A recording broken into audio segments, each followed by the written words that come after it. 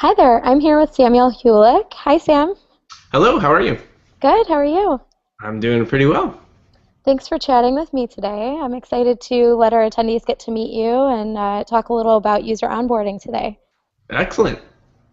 So, I guess first off, tell me a bit about yourself. You started a company, you were focusing on customer acquisition for a while, and then eventually user onboarding. Can you kind of tell me what that journey's been like for you?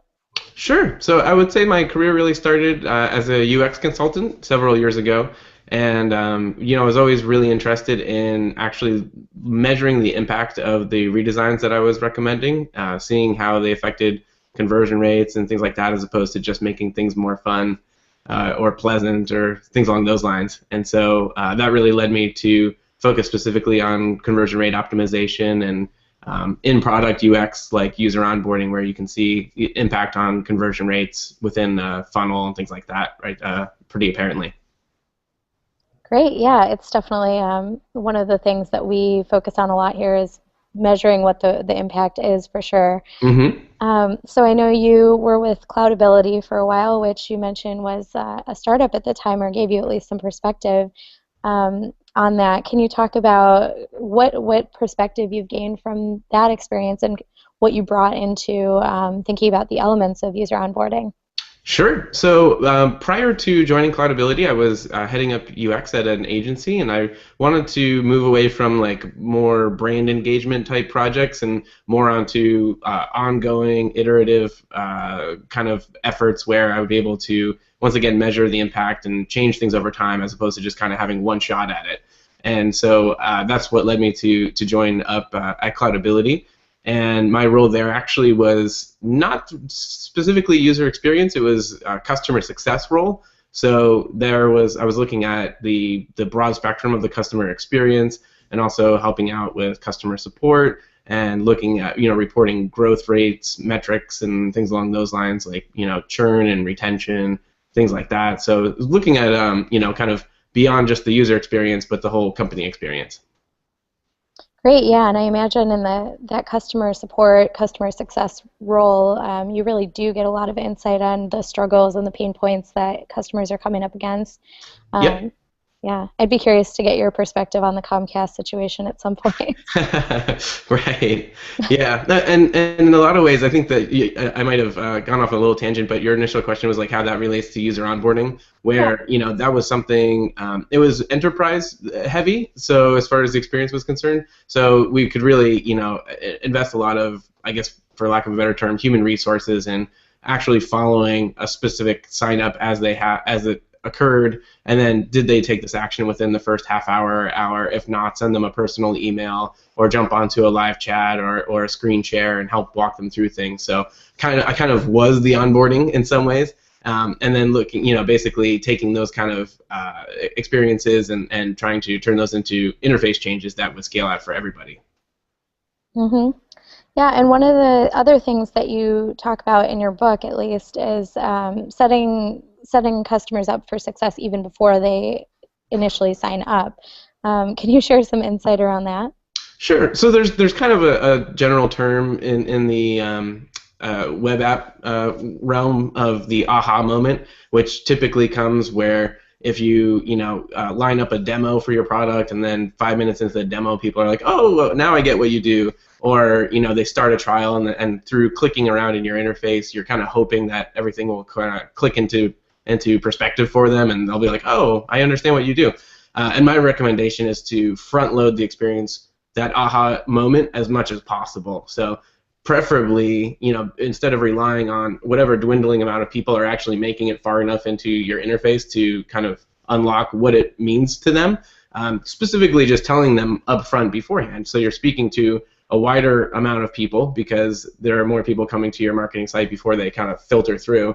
And then also they have in a focused momentum behind them, that they're motivated in a way that is within the context of what you're providing as an application. So they know what they're doing. I kind of use an analogy like you wouldn't just tell someone to start kneading dough and simmering tomato sauce and then hope that it becomes a pizza. You would tell them like this is a pizza beforehand, and then once they have the context, they would know what to do, through the rest of the recipe. Sure, yeah, that makes perfect sense. Actually, as I was signing up for Slack today, per my tweet, I think you Uh-huh. saw, I was actually reading your teardown as I was going through that process because I was still kind of a little put off, even though I know there's tons of cues and copy and things like that throughout their process, which was fantastic. Hmm. It was definitely helpful to have the outside perspective too. What do you think it is about their experience that makes it so, I mean, highly regarded? Well, I think that the two things that really stand out to my mind in the Slack experience are one that there's personality to it, where I can't remember the specific wording, but there's something like you can talk to me, but I'm kind of dumb, so you might have to use simple words or something along those lines. So there's a humility and an affability to it that I think people find resonant. And then the other main thing that I think it really has going for it is that it uses the product uses itself to explain itself.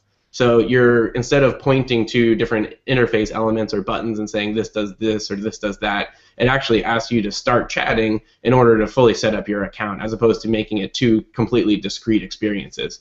So I think that having that integration and then also having that human warmth are two things that people find really endearing, and it helps really connect them to the experience right away.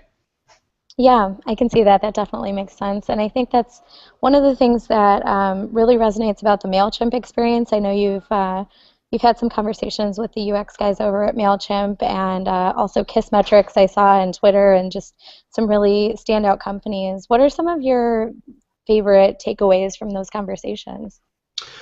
Well, I would say that the Mailchimp specifically, each of those companies makes me think of different qualities as like their most prominent. Mailchimp is definitely something that I think of being really personality driven. Specifically like designing with emotion or designing for emotion, the Aaron Walter book and things along those lines. That's something that you can really apply to I think any web experience, whether it's an application or not. Kissmetrics, speaking with Heaton Shaw, very focused on conversion rates and running split tests and things like that. One of my favorite parts of the conversation with him was a lot of times when you're running a split test or an A/B test, and there's sort of a concern that maybe people are already used to one version as opposed to the other, and that might be skewing your results. But one great thing about onboarding is it's almost like a petri dish where it's the first experience that somebody's having either way, so you don't have that sort of familiarity bias in place. And so he kind of described it like having a bunch of kids and practicing how to raise them over and over again.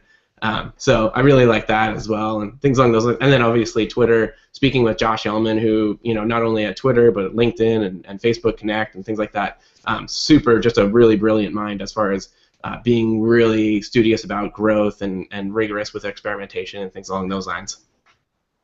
Definitely. Well, so looking beyond the initial onboarding experience, you'll be collaborating with Toby Starrett from Simple Hmm. during your peer huddle at Delight, and Simple is definitely known for kind of their support throughout the experience. What do you hope that attendees will take away from your huddle?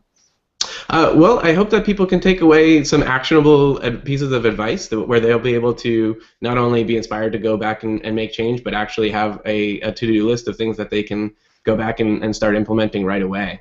Even if you're very early on or don't have a lot of design resources to apply to your onboarding experience, there are certain 80/20 type things that you can start doing right off the bat that I'm really excited to share and really hope that people start putting into practice as quickly as possible. Excellent. And what are you looking forward to at the conference?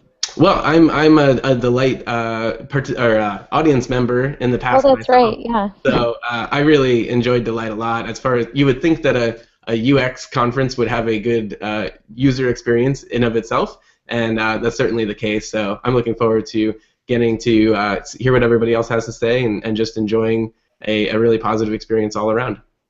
Great. Yeah, actually, it will be a little bit of a different experience, not only because you're speaking, but we've added on a handful of different parties and events and cool stuff happening. So you have that to look forward to as well. Awesome.